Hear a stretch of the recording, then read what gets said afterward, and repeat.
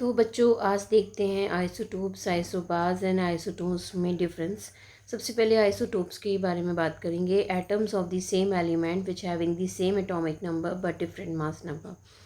तो आइसोटोप्स उसे कहा जाता है जिसमें सेम एलिमेंट होता है, सेम एटॉमिक नंबर होता है, लेकिन मास नंबर जो होता है वो डिफरेंट होता है। इसका मतलब कि अगर मैं बात करूं, एक एलिमेंट है हाइड्रोजन, वो हाइड्रोजन अपने आप में एटॉमिक नंबर सेम रखेगा, लेकिन उसके डिफरेंट मास नंबर्स होंगे। जैसे कि आपके सामने यहाँ पर गिवन है, आप यहाँ पे देख सकते हैं कि यहाँ Z एटॉमिक नंबर है और A जो है वो एटॉमिक मास है। तो आप देखिए हाइड्रोजन जिसे हम H मेंशन करते हैं, ठीक है, ड्यूटेरियम है उसे D मेंशन करते हैं, ट्रीटियम है उसे T मेंशन करते हैं। तो यहाँ जो आपको दिखाई दे रहा है उसमें Z जो है वो तीनों में सेम है, एटॉमिक नंबर सेम है, लेकिन एटॉमिक मास जो है वो डिफरेंट है।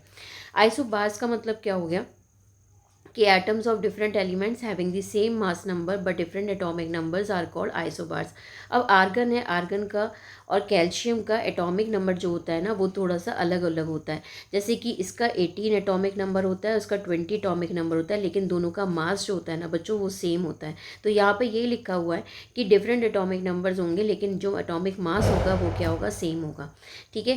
थर्ड हमारा आइसोटोन्स है। आइसोटोन्स में ये बताया गया है कि atoms of the same number of neutrons, मतलब सेम नंबर ऑफ न्यूट्रॉन्स होंगे, यहाँ पे सेम नंबर ऑफ न्यूट्रॉन्स होंगे, लेकिन मास नंबर जो है वो यहाँ पे डिफरेंट होगा, उसको आप आइसोटोन्स कहेंगे। जैसे कि सिलिकॉन और फॉस्फोरस का एग्जांपल आपके सामने है। यहाँ पर आप देखिए कि यहाँ एटम्स जो हैं वो सेम नंबर ऑफ न्यूट्रॉन्स दोनों रख रहे हैं, यहाँ पे 16 है, यहाँ पे 16 है, लेकिन मास नंबर दोनों के कैसे हैं, अलग अलग हैं। इसका मतलब ये आइसोटोन्स कहलाएंगे।